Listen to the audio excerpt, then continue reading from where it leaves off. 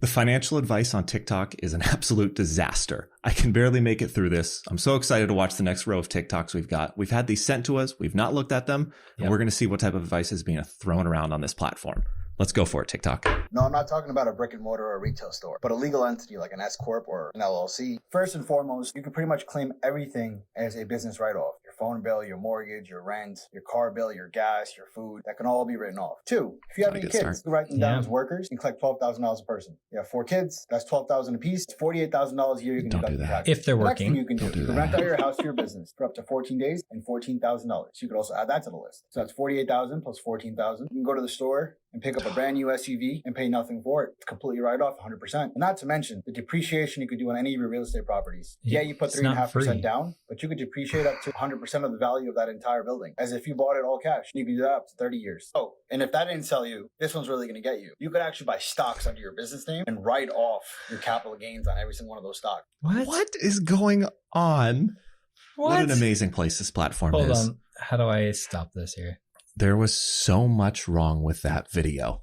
There was so much wrong with that video. I don't even know where to start. Should I have been taking notes? I feel like we should have, because there were so many incorrect tax statements that it's tough to know where to begin. I mean, just to pay your kids. Pay your kids, which again, they've got to be working, and it has to be a market wage. We've seen this on TikTok before, right? Like, pay your kids $500 to model for your website. Like, only if that would have been the market rate. And if they're a model. And if this makes sense.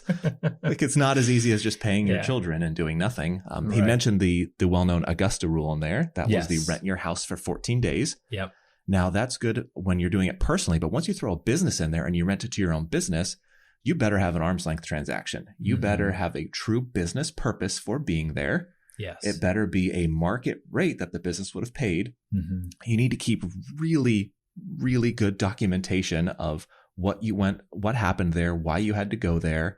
It's not as easy as just rent out your place. Plus, if you do that, now if you are, say, running an S Corp and you take a home office deduction, you can no longer do that. Yeah. So there's a trickle-down effect for all these things he mentioned. What else did he say? He said something about like write off your car. So you could go out and buy a brand new SUV and write it off 100%. Yep. I'm assuming he's talking about the 2-ton. He's thinking of, if a car is over 6,000 pounds, you can take section 179 and then bonus depreciation, and you can depreciate it 100%. However, that's only if you use the car 100% for business. Yeah. That's it. And the other thing is when you depreciate an asset, now like a truck, like it's supposed to be like for like a heavy duty truck. It's supposed to be a heavy duty truck, but there's a lot of cars now that are 6,000 pounds. The thing you see on social media is the G-Wagon. Everybody talks about a G-Wagon or the big Tesla. Yeah. Those qualify, but again, the car has to be 100% business use. Yeah. And as soon as you depreciate it, if you then go to sell it, since you took 100% depreciation, your cost basis is 0. So now when you sell it, you do what's called recapture, and those taxes all come right back to you. So it's not as straightforward as that. He mentioned, as you said, writing off meals and writing off your mortgage. That's not at all how any of that works. At all. The last one, capital gains tax. I don't even know where to start with that. I don't know. I don't even know where he's going with that, because that's not true even for a business. Yeah, it's not even remotely true. No, it's not even remotely true. So many things. Is he talking like maybe have losses to offset your gains? It's really tough to know. I don't know. There was like a breadcrumb of truth to each one of those things. Like, you can write off some home office deductions. You can write off some business expenses. You can write off some food. You can write off a car. You can maybe pay your kids a little bit. But it has to all be legitimate. Tiny crumb, he turned it into a massive thing. Yeah. And it's just completely false. Yeah. So that was a bad one. Great start. Bad video. Good start for us.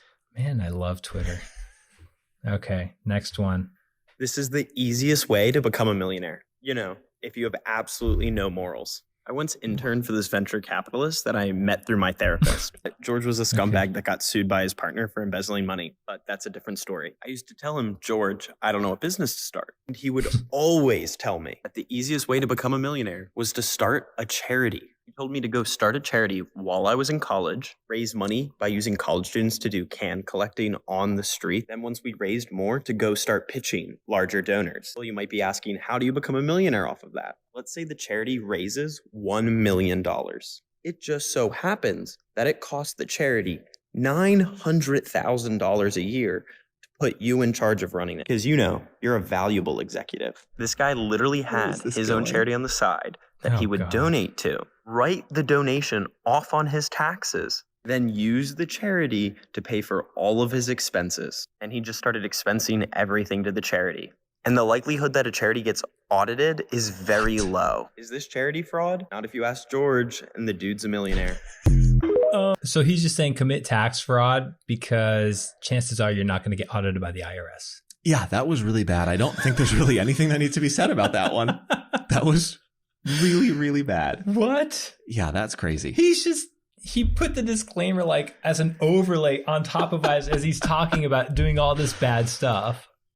Yeah. Like this is tax fraud. Like not only that, like it's theft. Yeah, it's theft. It's theft. And there's really no explanation. I think the last video, sometimes somebody might not understand that you can't do these things. This one, I don't think even needs an explanation. Everybody gets that you can't do that. You cannot do that. Don't do that.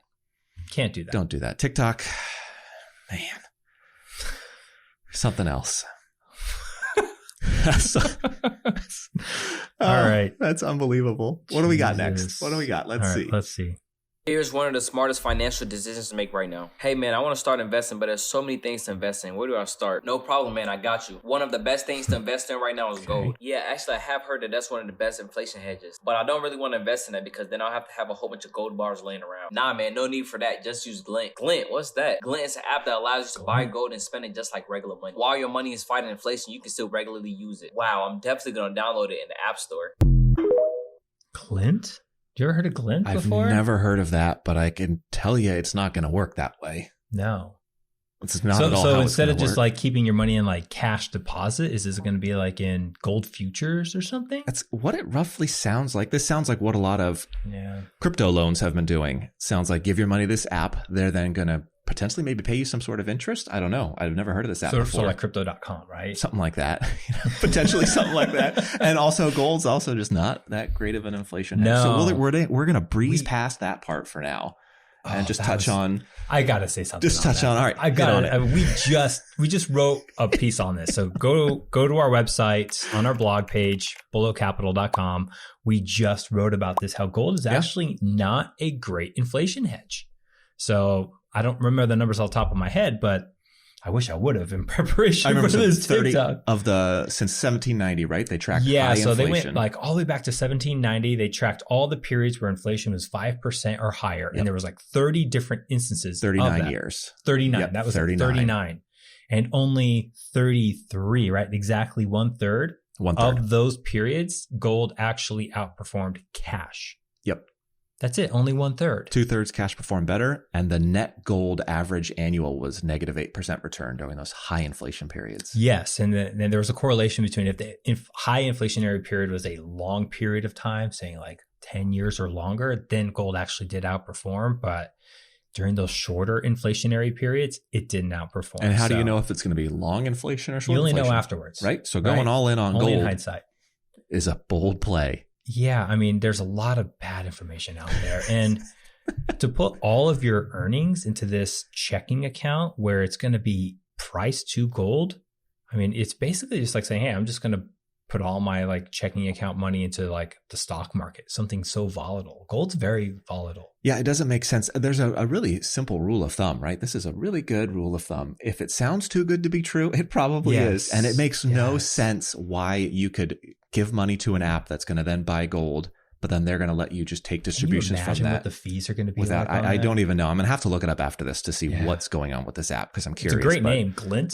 That's a great name, right? I mean, give them props for that. Yeah, something just doesn't quite feel right with that. No. That's for sure. Something doesn't add up. Yeah, I wouldn't do that. All right, let's check it out. What else we got? Why do rich people buy paintings for millions of dollars? Well, it's not because they like paintings. It's actually because they use it as a way of avoiding taxes. Let's say there's a billionaire and the government orders him to pay $20 million in taxes. However, instead of paying $20 million in taxes, he buys a painting for $5 million. Now, when you buy a painting, you normally have to pay sales tax. However, instead of taking the painting home with him, the billionaire takes it to a free port. A free port is an area typically near a shipping port or airport. Taking his painting to a free port means he doesn't have to pay any taxes on it. Once his painting is in a free port, he gets his friends in the art crowd to hype up the painting. This then raises the price of the painting by $15 million, so it's now worth This is going $20 exactly where I hoped it would The go. billionaire then donates the painting to a museum. This charitable donation of a $20 million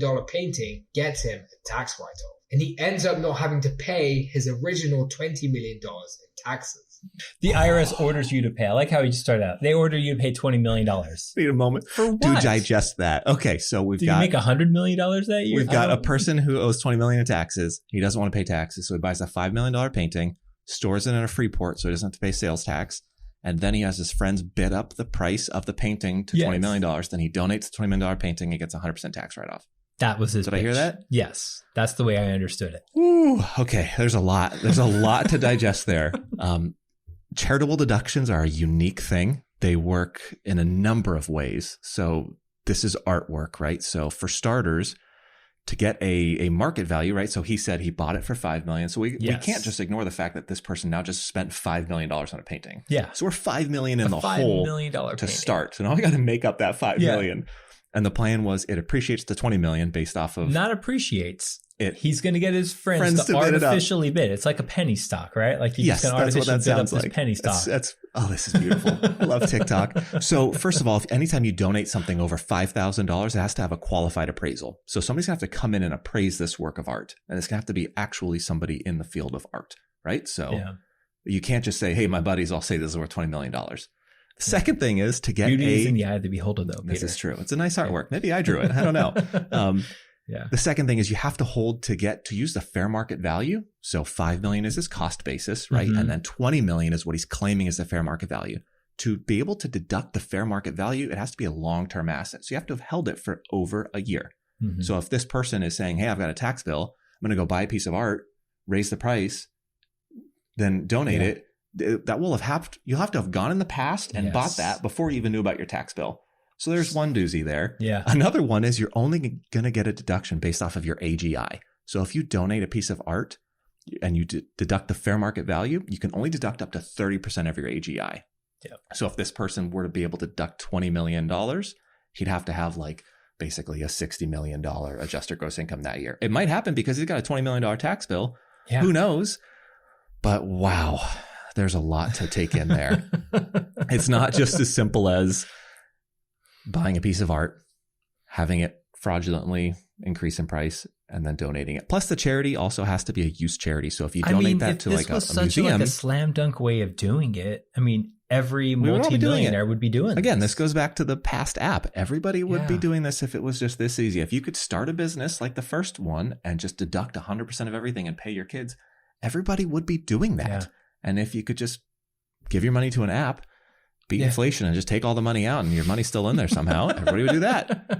And if you could just buy art, fraudulently bid it up and donate it and get a tax write-off, everybody would be doing that. Yeah. This is not, now the art world does have some strange things that happens, that's for sure, but this is not happening. There's so much going on that you can't just do that. And the final thing, again, once you donate art, it has to be a use case. So it has to go to a charity that's going to show this. So it has to go to a museum or something like that.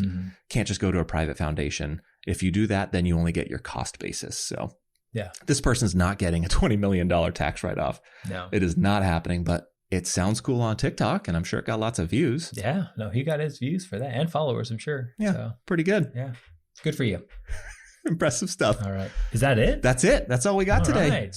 That was fun. Yeah, that was good stuff. We'll keep doing TikTok because it's a never-ending content. I mean, I could do this every day. Yeah, I do want to do this every day. I just want to watch the TikTok, see what's out there. The stuff's bad, but you know a crazy stat I heard is that Google said that Gen Z, 40% of searches now happen on TikTok. So think about for younger generations, 40% of searches are happening on TikTok. So if somebody's going on looking up things like financial planning, tax advice, it's 40% of people basically under 25 are ending up here, and they're seeing this stuff. Yeah. And it's really funny, but that concerns me. It's all fraud.